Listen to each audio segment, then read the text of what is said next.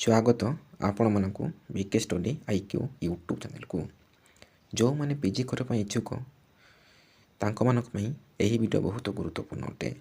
कौ मैंने पीजी करें जो मैंने +3 पास करिसेंती एवं जो मैंने +3 कंटिन्यू करुछंती बा फाइनल ईयर रे अछंती से मैंने पीजी करें। तेणु पीजी नोटिफिकेशन टी आसी जाय अछि आपण मानक मु डिटेल डिस्कशन करी। तेणु आपण माने वीडियो को लाइक शेयर सांगसाथी मान शेयर करंतु एवं प्रथम थर जदि वीडियो को देखुथिले सब्सक्राइब करंतु।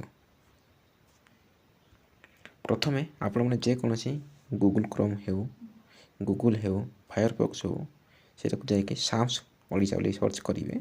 सर्च कला परे एई परी इंटरफेस देखा जिवो। तारो एरे लिखा जाय जे पीजी बा पोस्ट ग्रेजुएशन। जेतेबेले आपण माने एई जगह क्लिक करिवे क्लिक कला परे तारो आवेदन तारीखर एवं शेष तारीख डिटेल आपण मैंने पाई पारिबे। जेतेबेले आपण मैंने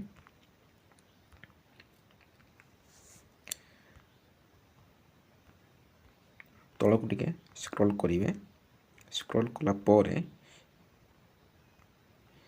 मोर डेट रे क्लिक करिवे। मोर डेट रे जेतेबेले क्लिक करिवे डिटेल आपण मैंने पाई पारिबे। तारो शेष तारीख आवेदन तारीख प्रथम देखिबा। पॉइंट नंबर 1 अच्छी available of online CAF in the website www.sams.odisha.gov.in रे आपण माने पाई परिबे।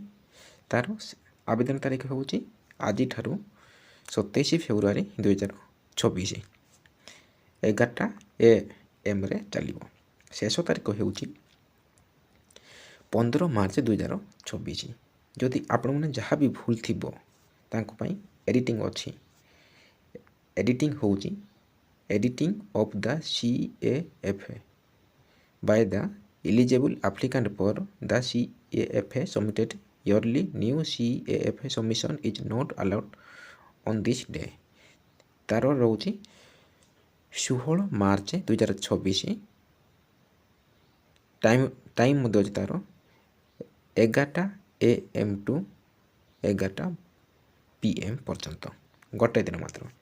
तापरे नेक्स्ट होउची 4 नंबर पॉइंट होती submission of applicant data to state selection board पर्यंत बाय OCAC रो मे मासर 19 तारिख दिया जिवो। तापरे हॉल टिकेट आसीबो available hall ticket admit card SAMS रे आपण माने www.ssbodisha.ac.in आपण मैंने सेटा को जाके एडमिट कार्ड डाउनलोड करि परबे। तार मते तारीख अछि 23 एप्रिल मासरे मंडे दिन।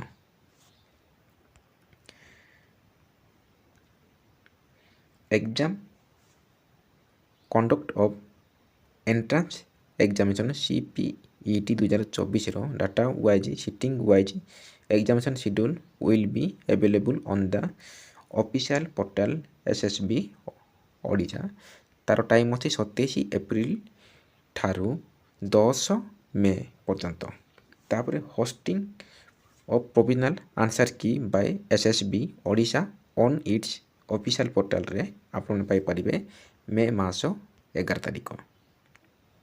तापर receiving objection to the provisional answer key आपण मध्य ऑब्जेक्शन करि परिबे। तार तारीख अछि 12 मे ठारू 14 मे पर्यंत।